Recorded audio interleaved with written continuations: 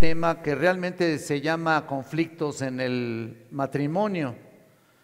Y bueno, por lo tanto, seguimos con las necesidades matrimoniales, ¿no es cierto? A través de todas estas conferencias que hemos escuchado, que nos han apaleado, pero de lo lindo, ¿no?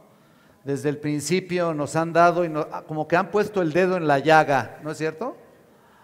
Y bueno, gracias a Dios. Yo creo que es gracias a Dios por lo que hemos escuchado. Y bueno, seguimos, como les digo, con estas necesidades matrimoniales. Ya lo dijo alguien alguna vez, ¿por qué creen ustedes que hay tantos estudios de matrimonios? Hay en las iglesias y estudios de consejería que parece que nunca van a terminar. Simplemente porque los seguimos necesitando. Los matrimonios seguimos necesitando de las instrucciones bíblicas constantemente. ¿Y saben por qué? Porque somos carne, porque somos tan distintos. En nuestro matrimonio pensamos tan diferente, tenemos gustos tan diferentes, preferencias desiguales, gustos distintos, comidas distintas. Unos preferían a la niña, ellos preferían al niño, unos rechazaban a la suegra, otros la querían lejos. Bueno, por ahí va la cosa. Así que somos polos tan opuestos. Entonces, ¿qué esperábamos? ¿Qué es lo que creíamos? ¿Qué era lo que nos imaginábamos? Solo porque alguien nos dijo alguna vez que íbamos a ser muy felices y felices para siempre, ¿no? ¿No es cierto que ese es el último lema que se aplica cuando nos casamos? ¿No es cierto? Tal vez lo viste a él o a ella y descubriste que tienen los mismos gustos que tú. ¡Ay, qué romántico! ¿No? Luego siempre se veían muy arreglados en el noviazgo, ¿no? Perfumados, corteses, tolerantes. Nada de lo que decía te molestaba. Es más, una actitud o una palabra fuera de lugar te parecía maravilloso, ¿no? Todo lo aceptabas, todo lo creías. Le jalabas la silla para que se sentara, le abrías el carro para que se bajara o se subiera. No, más bien para que se subiera, ¿verdad? Sí, ya sé. ¿Lo sigues haciendo? ¿Actualmente lo sigues haciendo? ¿Sigues realmente siendo un caballero con tu esposa? Bueno, como el clásico chiste, ¿no? Los primeros años de casados, ¿cómo amaneciste, viejita? Y ya pasan unos años, ¿cómo amaneciste, vieja? Y luego pasan más años, ¿y cómo amaneciste, vieja? Y total que ese es el matrimonio, aunque no lo creas. Incluso ya has oído seguramente a las mujeres que aplicarían lo que dice en Efesios 4:22, despojaos del viejo hombre, ¿no? Y otros que te dicen en 1 Corintios, y ellas dicen en 1 Corintios 5:7, limpiaos de la vieja levadura, ¿no? Y así estamos constantemente, y así como eso hay muchísimo más, porque todo está relacionado en la manera que estamos viviendo en el matrimonio. Y pasan los años y no era lo que exactamente esperábamos. Porque si creímos que todo iba a ser un ambiente de romanticismo, y creímos que todo iba a salir perfecto, y realmente nos engañamos. Hemos vivido una falacia todo el tiempo. Ese es el anuncio que les doy. ¿O por qué creen que hay tantos problemas? ¿Ya no hay problemas en tu matrimonio? ¿Por qué no es todo felicidad como pensábamos? ¿Por qué no es tan fácil? Creímos que porque nos casamos enamorados íbamos a tener todo resuelto. ¡Claro que no! O como dice, ¿se acuerdan lo que dice Alex Montoya? Y si no estás a gusto, pues ni modo. ¿Se acuerdan? Pues si no ya te amolaste, porque esto es así, y si no, pues te aguantas. Bueno, no, con todo respeto a mi querido amigo y hermano Alex Montoya, cuando nos compartió allá en Acapulco, ¿se acuerdan? Bueno, pero es la verdad, mis amados hermanos, hermanas, estamos viviendo nuestra principal prueba. Hierro con hierro se aguzan. Hierro con hierro se aguzan, y si la presencia del Espíritu de Dios no está presente realmente, aunque vengas a este retiro, aunque hagas nuevos votos, aunque digas sí a todo lo que decimos, aunque salgas convencido, aunque todo te haya parecido maravilloso, seguirás igual. No nos engañemos. El matrimonio, hermanos, es un proceso de refinamiento, de pruebas, de luchas, de derrotas, de victorias, de tristezas y alegrías, de decepciones, de desengaños, de enojos, de reconciliaciones, de llanto, de gozo, de derrotas, de triunfos, de ofenderse y perdonarse constantemente. ¿No es cierto? Estamos en un trabajo que es para toda la vida. Es aquí donde se puede llegar a ser un perdedor o realmente un victorioso. Y después de escuchar todo esto, bueno, seguramente has de decirme, entonces, ¿qué hacemos, no? Como los discípulos. ¿Qué vamos a hacer? Bueno, ¿saben qué? Yo no les voy a dar la solución a sus problemas. Pero les digo una cosa, tampoco Dios. No te rasgues las vestiduras todavía. Espérame. ¿Sabes una cosa? ¿Sabes por qué? Porque el Señor ya nos ha dado las herramientas suficientes para seguir adelante y nos va a ayudar para sobrellevar las cargas los unos de los otros. Nos da los elementos necesarios para que esas diferencias encuentren una coherencia unas con las otras. Y con toda seguridad puedo decir que el Señor nos ayuda a tener una buena pelea. No se trata de una buena tregua, no, sino una buena pelea en sentido de enfrentar nuestras diferencias con la sabiduría de Dios, con el poder de su palabra y con la presencia, por supuesto, del Espíritu Santo. De otra manera sería una postura, ¿me entienden? Una hipocresía, fingiendo que todo va bien. Mejor ser honestos delante de Dios, que nuestras diferencias, nuestros choques, nuestras discusiones se deben al pecado que mora en nosotros. Y que aunque haya amor, un amor sacrificial, como tantas veces lo hemos visto y lo hemos escuchado, y aunque podemos resolverlo en Cristo, todo seguirá siendo temporal. Porque seguimos en este cuerpo, ¿no es cierto? Y seguimos luchando contra nosotros mismos, aunque seguimos escuchando excelentes predicadores diciéndonos lo mismo, y pasa otro retiro de matrimonios y nos siguen diciendo lo mismo, pero no cambiaremos de manera definitiva. Que nos quede bien claro. ¿Por qué? Porque nuestra naturaleza humana parece no permitir lo que realmente anhelamos. Esa perfección que queremos, esa plenitud por la que suspiramos. ¿Sabías que los conflictos son una parte necesaria para nuestra vida? ¿Sabías eso? Bueno, y de nuevo, no se puede evitar pero los podemos manejar y darles una orientación con la palabra de Dios como centro de nuestro hogar. Solo así podemos evitar al máximo los conflictos y las diferencias legítimas, escuchen, para fines positivos. Por eso no pueden acabarse nuestros problemas. ¿Sabes por qué? Porque Dios está tratando con cada uno de nosotros para su gloria.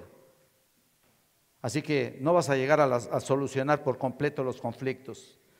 ¿Qué mejor reconocer? Miren, sinceramente me pongo a pensar esto, qué mejor reconocer nuestros errores, nuestro egoísmo, nuestro orgullo, nuestras debilidades, nuestras diferencias y traerlas constantemente a la cruz, a una perseverante instrucción que nunca terminará hasta el día de Jesucristo.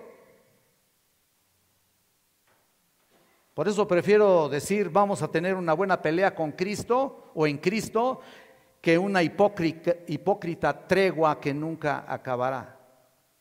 Y me refiero al sentido de buscar llevar a cabo algunos aspectos que modifiquen los conflictos. buscar principios que sobrelleven nuestra relación y encontraremos la felicidad. Sí, sí, sí es posible. Claro que sí, no digo que no, pero se deben aplicar los conceptos bíblicos adecuados y los principios establecidos, no solo como matrimonio, sino como hermanos en Cristo. Para siempre, hasta que Cristo venga por nosotros. Y reconocer nuestro orgullo petulante, que ha sido un obstáculo. Entonces solo hay dos formas de ver esto. Número uno, viendo los desacuerdos, y número dos, viendo los acuerdos. Vamos a ver en primer lugar los desacuerdos, porque si reconocemos primeramente nuestras culpas, ¿estás de acuerdo, no? ¿Cómo podrían ser sanadas? Es verdad que los conflictos no nos llegan a afectar tanto que mejor decimos que pueden funcionar para producir carácter,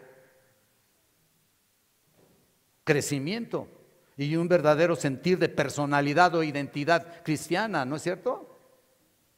Y nota, no es que sea negativo, pero tenemos que ver los desacuerdos y enumerarlos para hacerles frente. Aquí hay algunos aspectos que quizá todavía están presentes en tu matrimonio que voy a hablar. Y es que con el tiempo, mira, ¿sabes qué sucede con el tiempo? Después de algunos años salen más y más las cosas desagradables que hacíamos.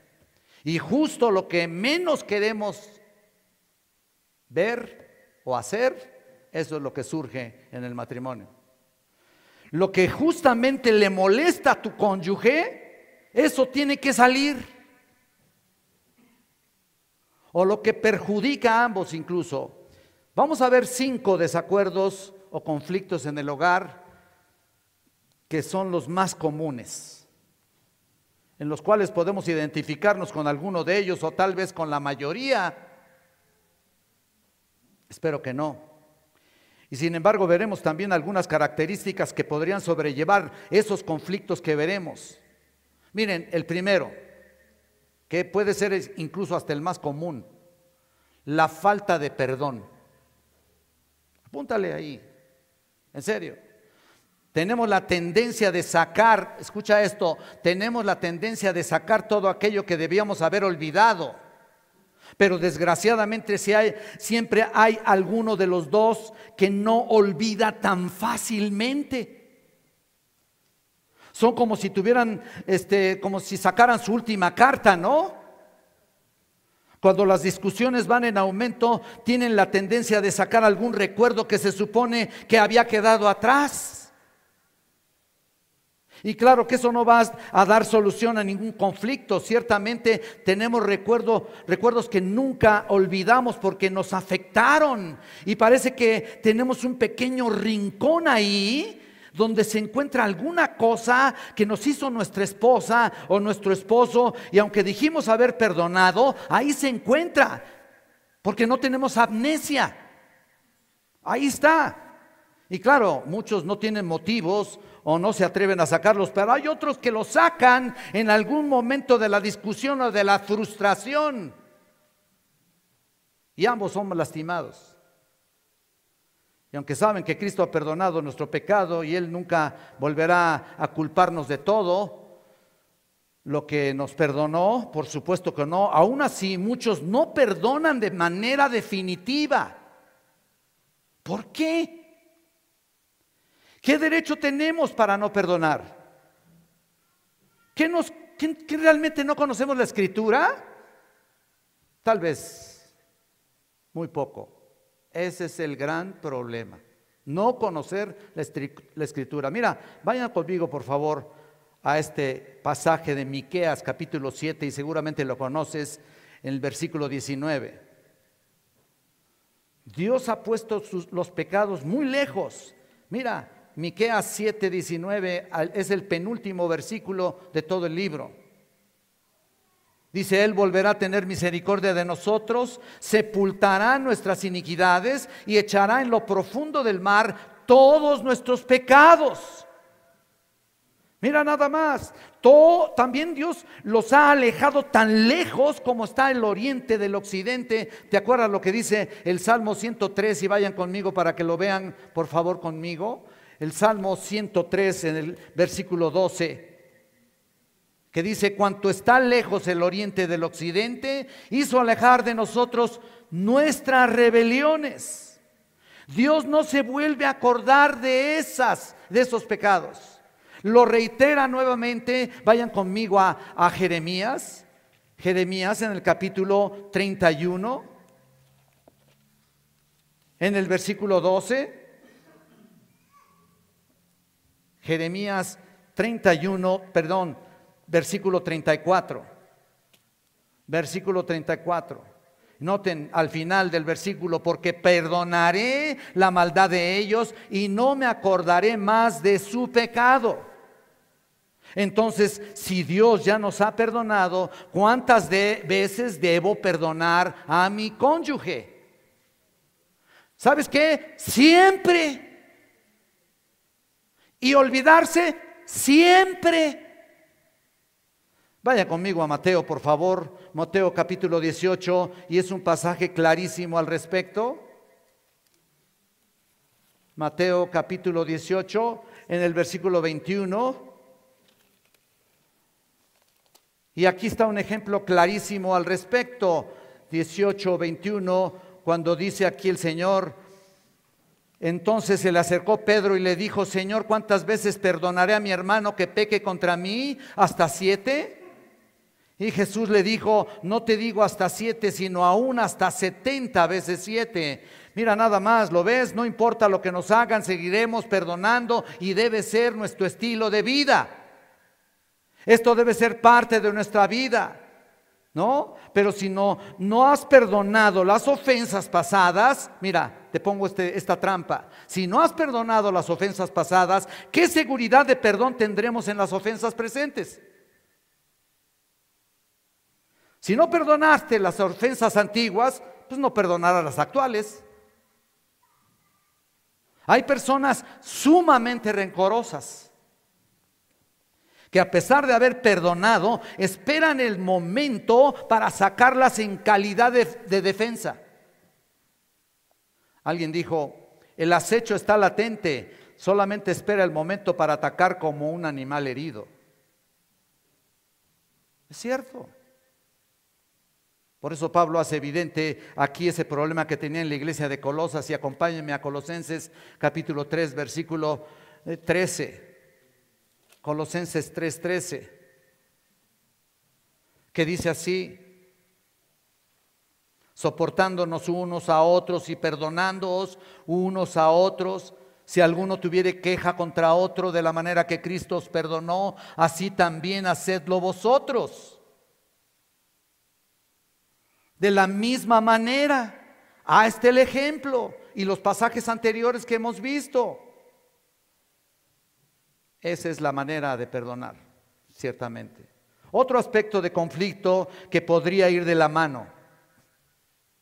Apunten: pagar con la misma moneda. Y miren, es posible que no se piense como tal, pero cuando nos hacen algo, sutilmente tenemos la tendencia de hacer lo mismo. Y aunque no queremos aparentar que es venganza, en realidad lo es. Es como decir: así como me lo hiciste, yo te lo voy a hacer en la próxima oportunidad. Pero además puede estar disfrazada de darte una disque lección para que te des cuenta de lo que me hiciste. O como algunos dicen, para que se le quite, ¿no? O porque acuérdate que tú también me lo hiciste. Y la pregunta que nos hacemos: ¿sobre qué fundamento es lo que está basado el matrimonio para reaccionar así? Pero entonces, ¿qué es lo que dice el Señor? Vayan conmigo a Romanos capítulo 12, por favor. En el versículo 17, que dice: no paguéis a nadie mal por mal, procurad lo bueno delante de los hombres. Si es posible, en cuanto dependa de vosotros, estad en paz con todos los hombres. No os venguéis vosotros mismos, amados míos, sino dejad lugar a la ira de Dios, porque escrito está: mía es la venganza, yo pagaré, dice el Señor. Pablo está dando aquí una serie de instrucciones que eran casi cotidianas ahí en el primer siglo. Y tiene que recordarles lo que dice precisamente Deuteronomio 32-35, es la misma cita. Una y otra vez nos tienen que recordar que la intervención divina es la que cuenta. Nuestra intervención no sirve de nada. Nunca fue la intención de Dios dejar la venganza en manos de los hombres. Y sin embargo la tomamos como nuestra y la aplicamos en términos de justicia, ¿no? Dizque de justicia. Pero si Dios tiene que aplicar justicia, déjame decirte que va a comenzar contigo. Jesús dejó bien claro su ejemplo, ¿no? Que a pesar de recibir todo tipo de vituperios, ofensas, agresiones, simplemente puso la otra mejilla. No importa cuál haya sido la ofensa o la agresión, Jesús encomendó la causa a quien juzga, ¿qué? Justamente. Jamás tenemos que tomar justicia por nuestra propia mano. La venganza fue un acto divino. Déjame decirte para qué. Para crear en el hombre una expresión de temor a Él, de temor a Dios, y reforzar la buena conducta de los hombres. Así que nunca tomes venganza por ti mismo. Otra, número 3, los celos y contiendas. Los celos hablan de condición interna emocional, aunque hay celos buenos, aquellos que tienen celos de Dios, que desean celosamente, ¿no?, que la palabra de Dios sea predicada, que sea enseñada. Y Pablo les decía a los corintios, porque os celo con celo de Dios. ¿Te acuerdas? En 2 de Corintios 11:2. Pero de lo que estoy hablando aquí son de esos celos que casi siempre están acompañados de las contiendas. Y en muchos casos la envidia, como en 1 Corintios 3:3 o en Gálatas 5:20. Pero vayan conmigo a Santiago, que es el que a veces consultamos y hablamos de este pasaje tan importante. Santiago capítulo 3 versículo 14. Pero si tenéis celos amargos y contención en vuestro corazón, no os jactéis ni mintáis contra la verdad. Mira eso nada más. La representación de los celos son sinónimos de la carne y son una forma de orgullo y de grave egoísmo. Se puede decir que es una forma de inseguridad. No solo envidiando algo que alguien tiene o que quisiera tener, sino tratando de cuidar egoístamente lo que tienes. Es decir, no dejando que nadie se acerque a los tuyos, ¿no? Y no permitiendo ninguna relación con nadie. El egoísmo es una de las características más evidentes de la conducta infantil, ¿no es cierto? La vida de un niño, por ejemplo, está totalmente centrada en sí mismo, y hay muchos que son unos niños centrados en ellos mismos y no permiten a veces ni siquiera un buen consejo. Y mira, la palabra amargos aquí es la palabra picros, que no solo se refiere a algo punzante o cortante, sino también tiene relación con la agua amarga, salida de algún lugar. Lo que significa es que es el peor de los celos. Relaciones egoístas que no permiten la intervención, como dije, ni la opinión de nadie. Aquí no te metes. La ropa sucia se lava en casa, ¿no? Ellos tienen su propio concepto, un propio concepto alto de sí mismos, y cualquiera que se interponga entre ellos o en sus objetivos pueden reaccionar con contiendas.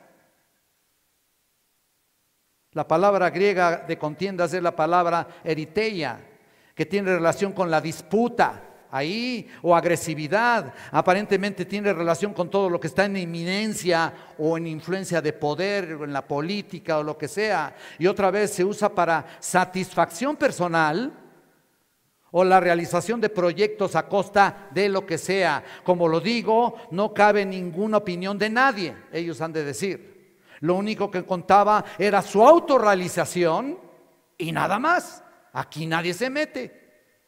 Un egoísmo impresionante, de donde se exalta el yo por sobre todas las cosas, por encima de cualquier cosa. Personas que aparentan humildad, pero es todo lo contrario. Por eso Santiago les dice ahí, no os jactéis ni mintáis contra la verdad. ¿Lo estás viendo? En otras palabras, están ignorando voluntariamente el concepto bíblico de humildad. Como les dije, tener un más alto concepto del que debe tener. Este tipo de personas humillan frecuentemente a sus empleados, por ejemplo, o a su familia, incluso han humillado a su esposa. Ese es el problema, con una actitud de arrogancia despótica ahí.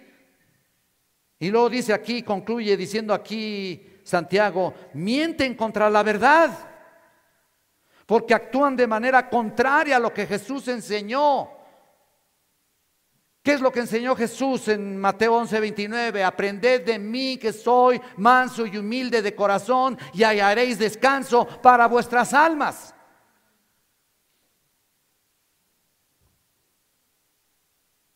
Otro aspecto, número 4, de conflicto muy parecido, pero con otros detalles, es ser posesivo. Se manifiesta mucho en demandar demasiada atención. Por encima de todo, aquí está la demanda: me debes tu atención y debes de acatar todo lo que te pido. Pero esto no siempre sucede con los maridos. Porque sin insultar a nadie, no quiero, por supuesto, problemas ni con mi esposa. Hay esposas que son así. Mira, ellas quieren ser atendidas en cualquier momento que lo requieran. Otra vez se me cayó esto. Si necesitan algo, el marido lo tiene que hacer. El marido lo tiene que hacer. Ellas no toman iniciativa. Tienen que tener al marido casi amarrado a ellas. Si los esposos consideran hacer ciertas cosas sin consultarles, hagan lo que hagan, ellas buscan oponerse de alguna manera o llevarte la contra. Si hay que comprar algunas cosas para la casa, ellas tienen que dar su visto bueno, y si no, como decimos, arde Troya, ¿no? Hay mucho protagonismo aquí. Porque si ellas no dan su punto de vista o no participan, no tiene validez, no tiene mucha validez. Ellas suelen creer que son el motor que impulsa el hogar. Mira nada más.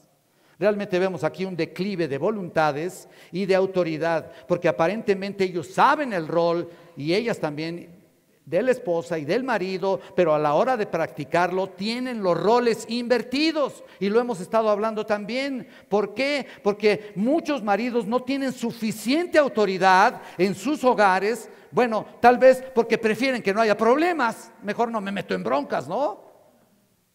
Dejo que hagan lo que quieran. O porque no soportan ninguna discusión, por supuesto. O porque no tienen liderazgo consistente con la palabra de Dios. No han sabido ser buenos sacerdotes del hogar, como la primera conferencia que vimos de Rogelio. El liderazgo no es solo llevar el gasto a la casa, ¿eh? ¿Crees que con eso estás cumpliendo? De ninguna manera. Que eso ya casi ni se maneja el gasto, ¿eh? Ya todas usan tarjeta de crédito, o sea, ¿no? O sea, pues es la verdad, ¿no?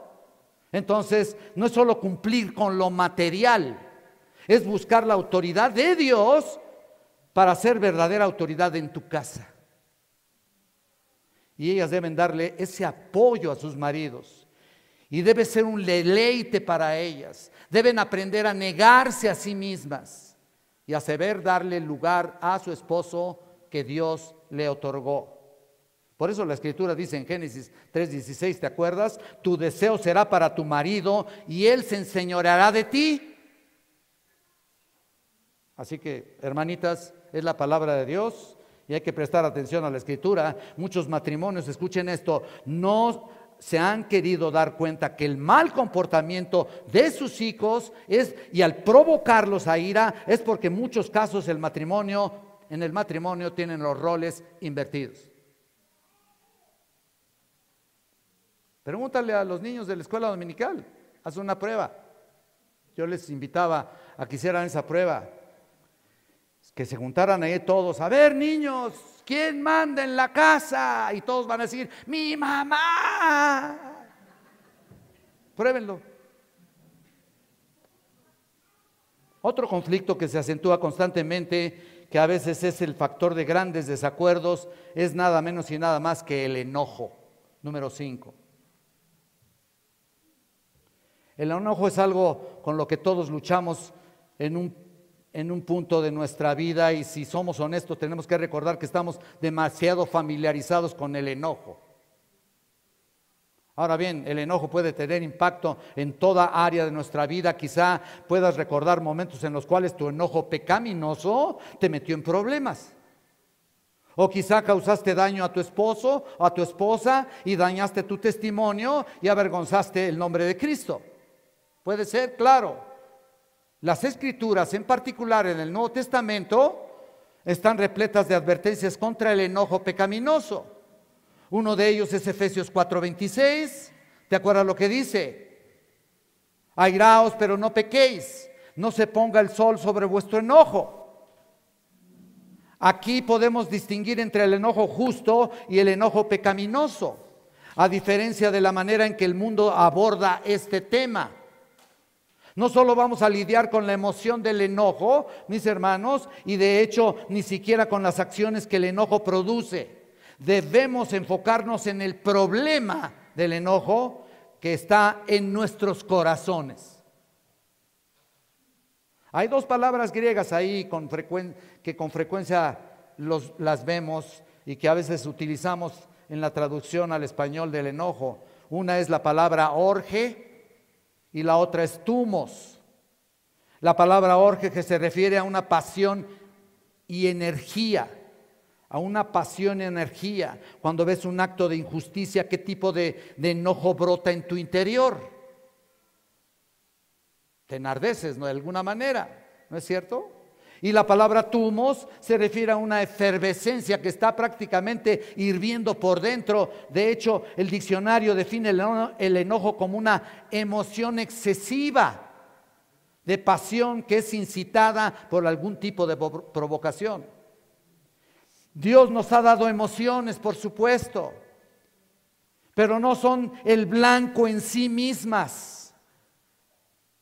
La parte importante que debemos enfrentar es ¿qué hacer con estas emociones? Bueno, debemos usarlas de manera en que Dios sea glorificado. Otra vez, con el enojo justo. Dios nos ha hecho de tal manera que en el momento en que percibimos injusticia, por supuesto que respondemos a esa emoción. Pero, ¿cuándo es un enojo pecaminoso? Porque puede estar disfrazado, ¿no? Cuando está motivado de manera egoísta, es cuando es pecaminoso. Santiago dice en el capítulo 4, versículo 1, dice: ¿de dónde vienen las guerras y pleitos entre vosotros? ¿Te acuerdas? ¿No es de vuestras pasiones las cuales combaten en vuestros miembros?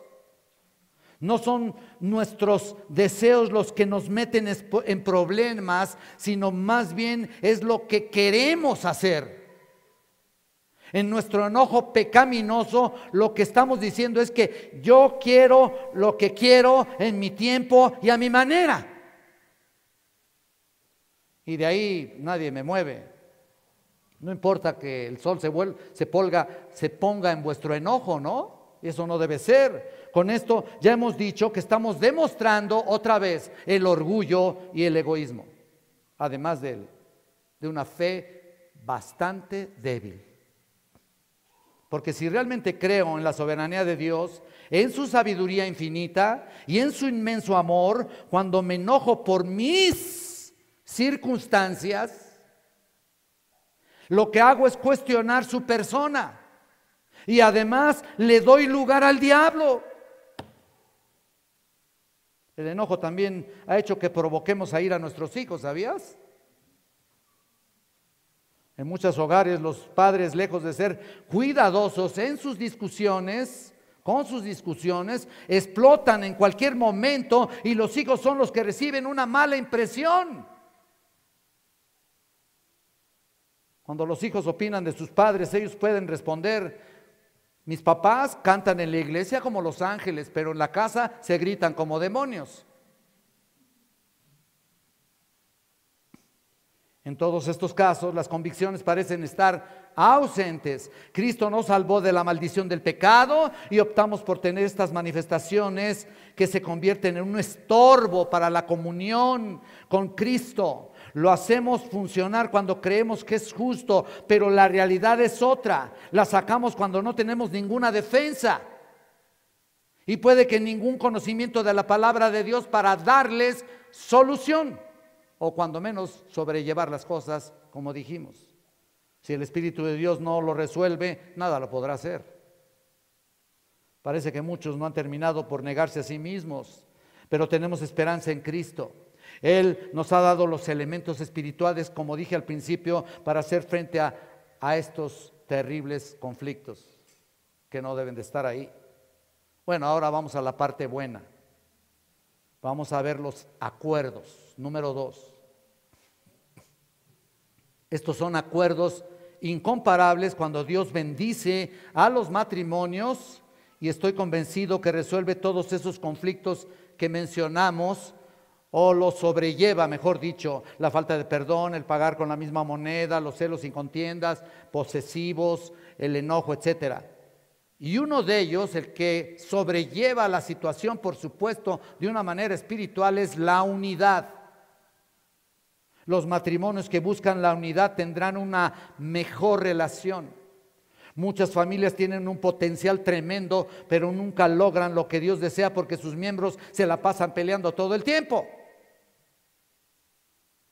distanciándose cada día. La Biblia habla más acerca de la unidad que del cielo y del infierno.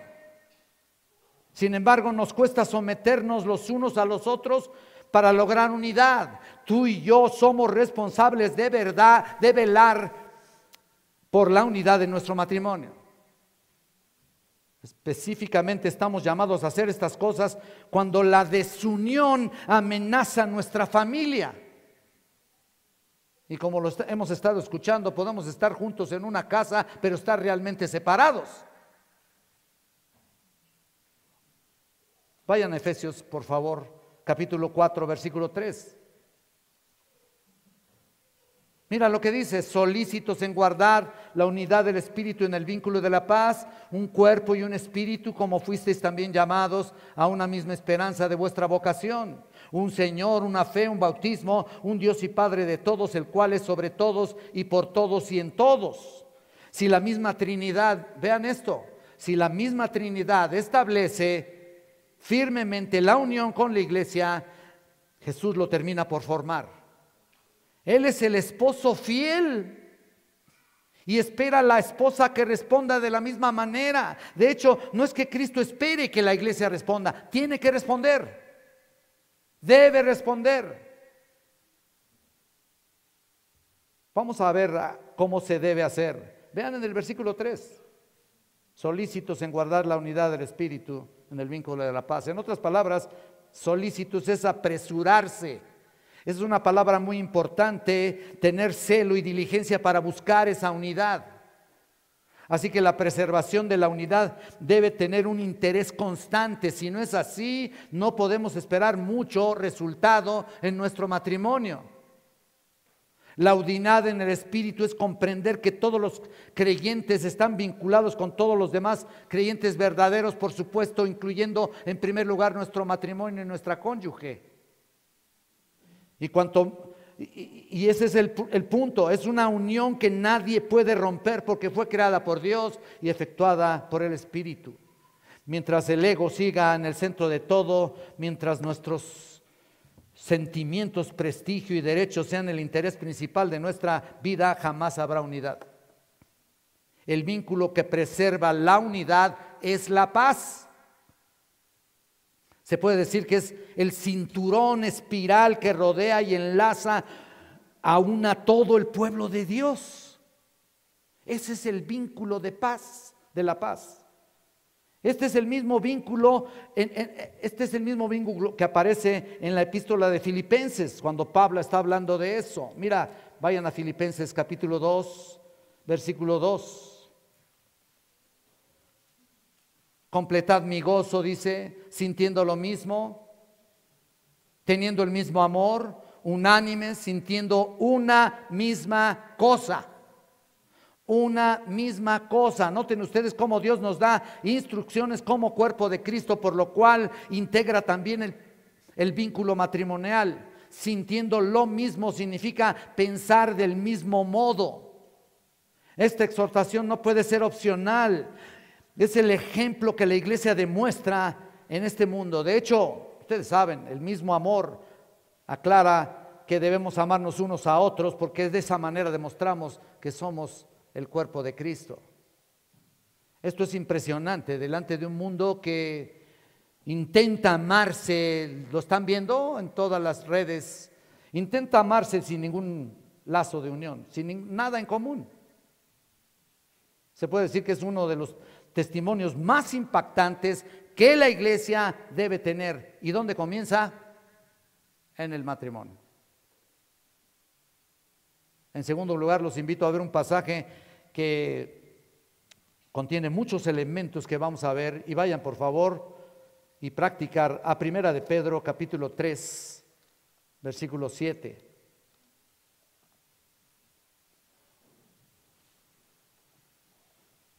Mira lo que dice aquí: vosotros maridos igualmente vivid con ella sabiamente, dando honor a la mujer como vaso más frágil y como coherederas de la gracia de la vida, para que vuestras oraciones no tengan estorbo. Mira, nada más ahí para comenzar. Hay una presentación igual que con la esposa, al igual que el empleado, al igual que el ciudadano, en el contexto de esta epístola. Él está hablando de los esposos cristianos. Vosotros, maridos, dice ahí. Lo que significa que está escribiendo las responsabilidades que debe tener un marido para con ellas. Número 1, noten eso: vivir con ellas sabiamente. Lo que Toño citó también aquí. Pero vean aquí, vamos a entender esta parte. El tiempo presente aquí indica constantemente que debes seguir viviendo con tu esposa de una manera comprensiva y sabia. Esa palabra sabia es la palabra gnosis, que significa conocimiento. Significa que eres sensible a sus necesidades, sensible a sus sentimientos. Incluye también la dimensión sexual, incluye la intimidad, porque la palabra conocer, que es gnosis, ustedes te acuerdan que la Biblia menciona a alguien que tuvo una relación, o sea, íntima. Recuerdas que cuando dice que conoció Caín a su esposa y ella dio a luz un hijo, ¿te acuerdas?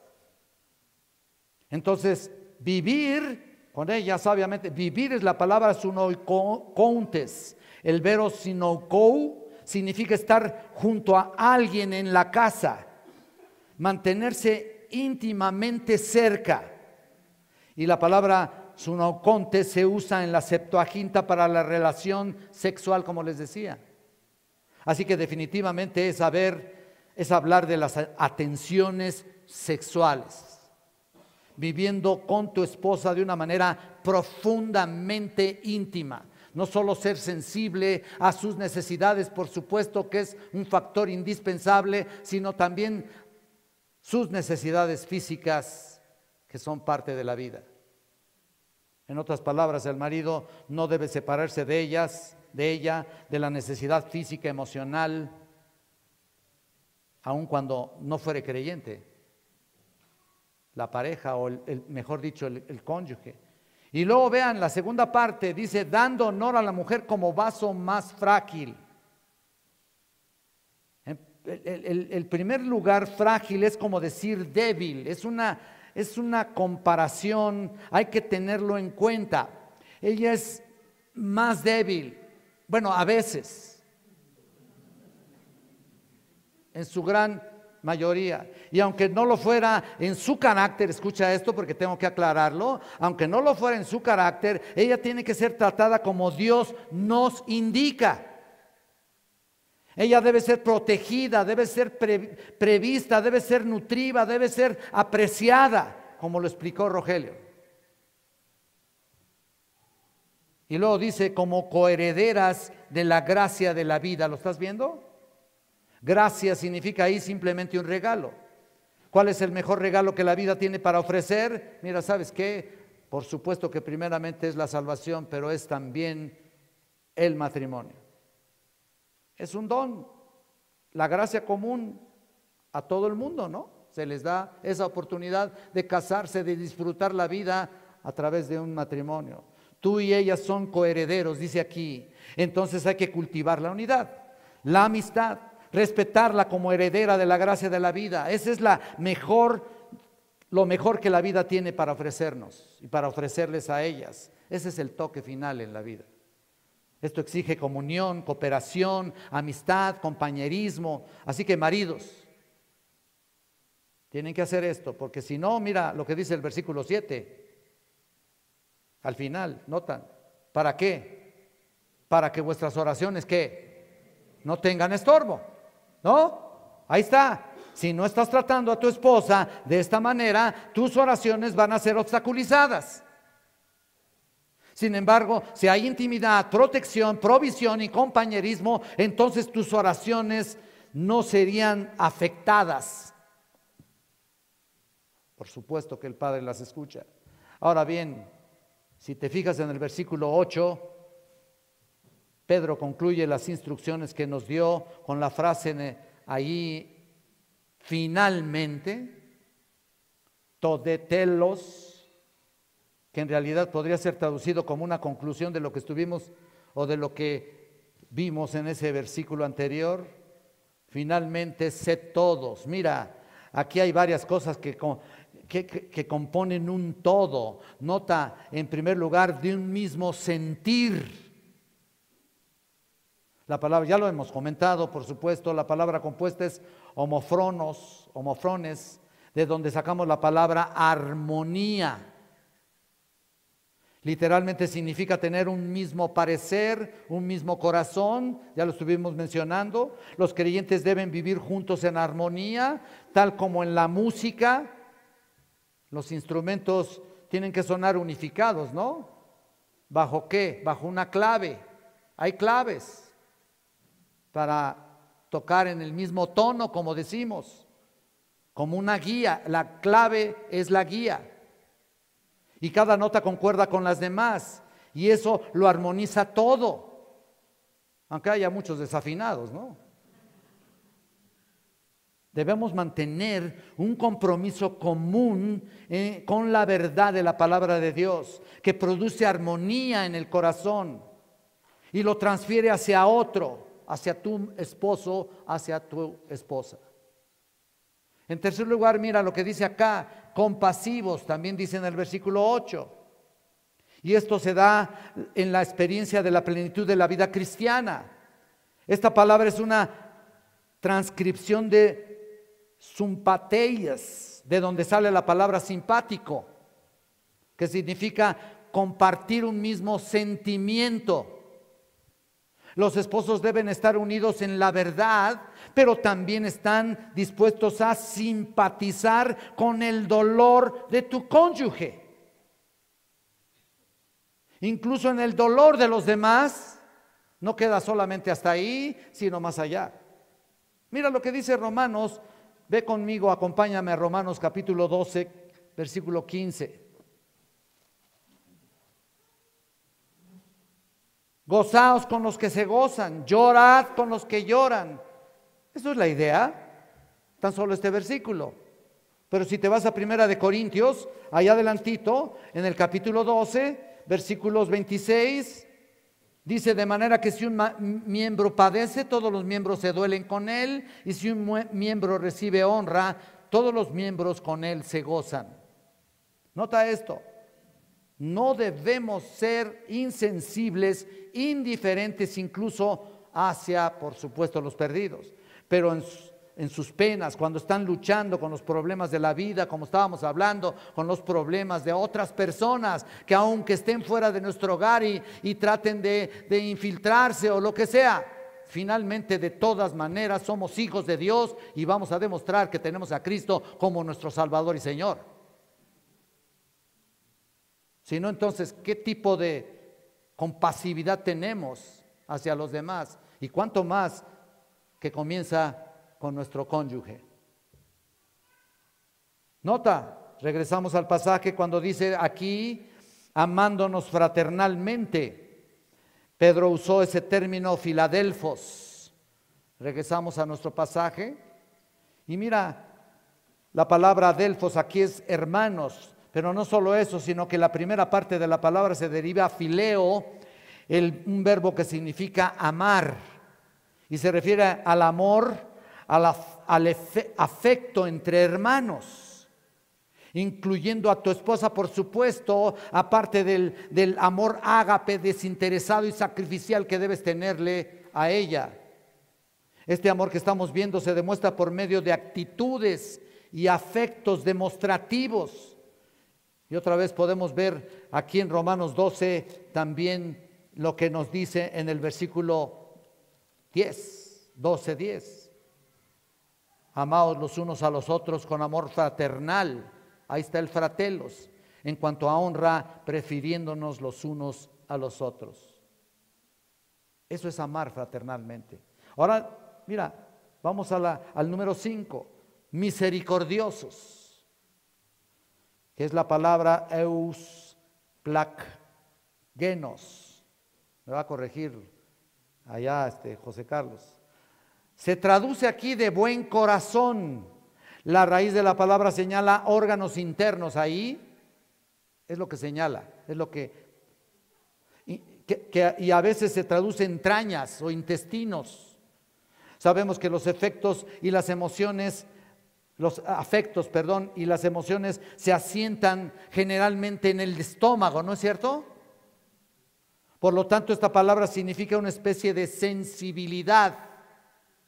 Y podemos verlo también en Efesios capítulo 4, versículo 32, que dice: antes bien, sed benignos unos a otros, misericordiosos, perdonándoos unos a otros. Otra vez volvemos al perdón, ¿no? Mira, como Dios también os perdonó a vosotros en Cristo.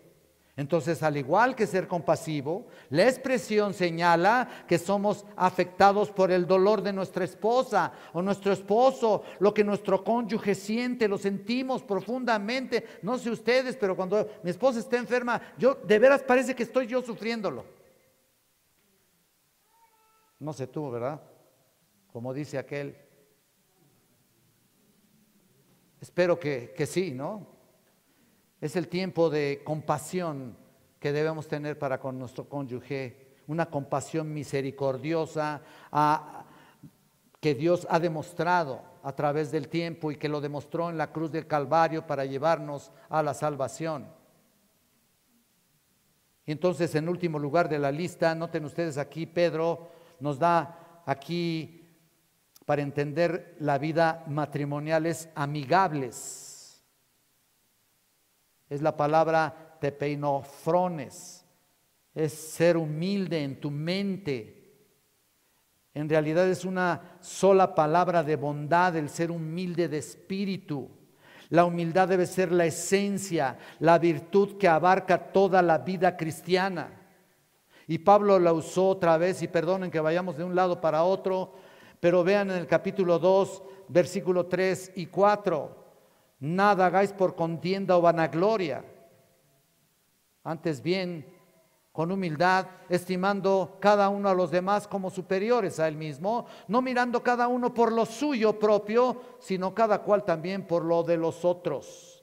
Cuando no hay razón de sentirse superior, aprendemos a ser humildes, amigables. El gozo de la vida en Cristo se hace enorme cuando los creyentes están unidos en la verdad, cuando uno con el otro están en la disposición apacible de amistad. Miren, sinceramente, hay pocos matrimonios que tienen una fuerte amistad. Generalmente buscamos cumplir con el patrón bíblico, ¿no? Pero hay poca amistad. Y cuando hay poca amistad, tampoco tenemos confianza. Es como cuando decimos, tenemos muchos hermanos en Cristo, pero pocos amigos. Así en los matrimonios, tu mejor amiga, tu mejor amigo debe ser tu cónyuge. Ya te están hablando. Ella, él es el que te va a comprender mejor y que tú vas a comprenderla a ella también. Y ese es el punto, que no va a buscar lo suyo, sino que el de la otra persona. Uno puede decir que ella es tu mejor amiga y tu mejor amigo, y tenemos que responder como aquí lo dice Pedro. El ejemplo máximo de amistad, ¿se acuerdan ustedes que lo dejó Jesucristo? Muy claramente, cuando dijo en Juan 15:13, nadie tiene mayor amor que este, que uno ponga su vida por sus amigos. ¿Estás dispuesto a darla por tu esposa, por tu esposo? Ese es el ejemplo máximo. Ese es el don más preciado. Puedo decir con seguridad que todos los desacuerdos que vimos anteriormente fueron firmemente contrarrestados con los acuerdos que estamos estudiando y que estamos terminando acá. La falta de perdón se contrarresta con la unidad. Pagar con la misma moneda, convivir con ella sabiamente. Los celos y contiendas se contrarresta dando honor a la mujer. El ser posesivo se contrarresta amándonos fraternalmente. Y el enojo fue contrarrestado por misericordiosos y amigables. Así que, ya lo sabemos, hermanos, todo esto es para hacerlo, no para hacerse. Si tú y yo ya conocemos esta área, esas áreas débiles en las cuales vivimos y que constantemente estamos enfrentando, y constantemente sabemos las áreas débiles de tu esposa, lo mejor que podemos hacer es contrarrestar todos estos pasajes bíblicos para entendernos mejor y así, por supuesto, vivir y tener una vida apacible. De lo contrario, en este retiro, mira, no se cumplen los objetivos señalados, entonces solo vivimos aquí para comer, para convivir. Hay quien pudiera hasta decir que vino de vacaciones. Y yo entiendo que por supuesto salimos de nuestras actividades cotidianas y por supuesto uno de ellos sería yo, salir de la rutina. Pero principalmente nuestros objetivos en venir a este retiro es aprender lo que Dios quiere de nosotros y aplicarlo conforme Él nos está hablando a nuestro corazón. Vamos a orar.